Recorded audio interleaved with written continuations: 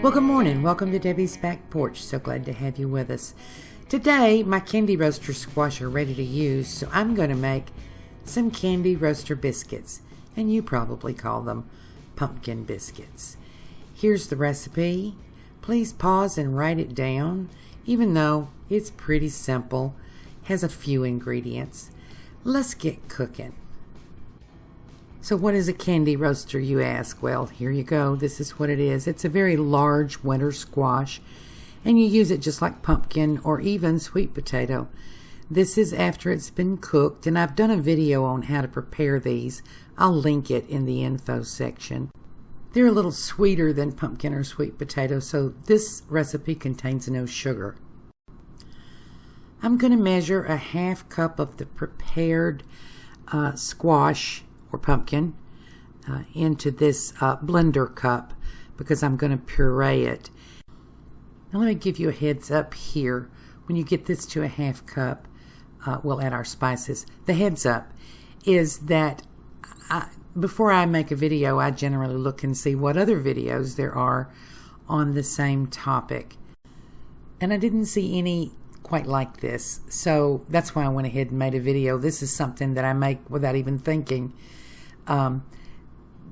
But this is a little different than the other ones. This is about a quarter teaspoonful of cinnamon. And I'm going really light on the spices.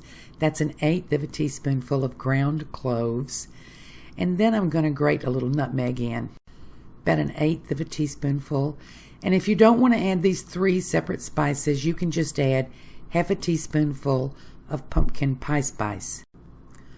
And then we're going to blend it till it's pureed really finely. Now you can add all these dry things to your flour, but I just like the color better when you do it this way. But you know, that's just a personal preference.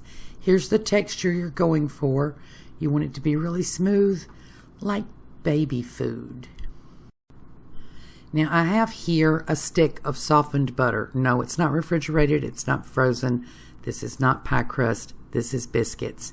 I'm taking the butter wrapper to grease my pan. My cast iron breakfast skillet works just fine for this. It will also fit in a 9-inch skillet. This is 2 cups of self-rising flour. Take note in the ingredients, and I'm putting the butter in, that if you're not using self-rising flour, if you're using all-purpose, don't forget to add the baking powder and salt as listed in the ingredients. Now I am mashing this butter because we're going to cream the milk and the butter and the pumpkin together. And you can't do that with cold butter. So there goes my milk. That's really just a tiny bit over a half cup. A lot of it depends on how much liquid you have in your pumpkin. So we're creaming those together a little bit, and then I'm going to clean my fingers off. I bet you've seen your grandma do that. And add the pumpkin. Now I was really careful when I was measuring this pumpkin out to get a good portion of the pumpkin liquid too. You don't want this to be too stiff, and if you use, say, canned pumpkin, which you can, not pumpkin pie mix, but pumpkin, you may add a little more milk. So you mix it around, incorporating the flour in until it pulls totally away from the bowl and you don't have any more loose flour.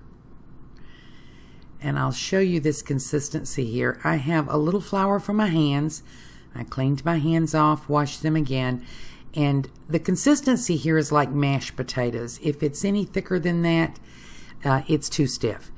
And you won't get a good biscuit. And if you don't start with a good biscuit, then it doesn't matter what you add to them. So I floured my hands. That's a heaping, very heaping tablespoonful. We'll get 9 biscuits out of this. And I just roll them. And you know, this is actually how I make my biscuits. I have a video showing you an easy way to cut them and put them in the pan. But this is how I make my biscuits. I roll them until I don't see a bunch of flour on the outside and they stay together. Then I put them in my pan. I'll roll one more for you just so you can see the technique. If you don't want to do it this way, you can put them out and cut them, put them on a cutting board and cut them, but you really have to use too much flour and it changes the texture of your final product. So there you go. I'm going to roll these all up. And you see I place them on the pan so that they're barely touching, and that way they come together and they rise up. And that gives you the soft, airy, finished biscuit that everybody in my family likes, and I bet yours too. I pat them down just a little. My oven's preheated to 425. In we go. And 25 minutes later, this is what we have. Now, I love the color of these because when I said we mix the spices into the pumpkin before we put it into the biscuits, that helps with that. But also candy roaster squash is just a lighter color than pumpkin. And if you want to make these with pumpkin, you're going to need to add a little sugar to taste, but probably no more than a couple tablespoons full. I'm going to put these on a rack, let them cool just a little, and then I'm going to have one with some maple syrup butter. And all this is a little softened butter with some maple syrup. We used to use sorghum when I was a kid. So let's break that open, and I want you to look at that texture. I've seen lots of pumpkin biscuits, and they just look dry to me. And these are moist all the way through. And I'm going to put that little butter on it. And when I pick it up here, I want to show you how light and delicate they are. These are not cakes, they're biscuits. And the pumpkin or squash flavor is not overpowering.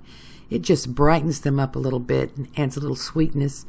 Turns it from a bread into a dessert if you want to serve it as a dessert. Or it's great with the maple syrup for breakfast. Actually, it's great with a little slice of ham.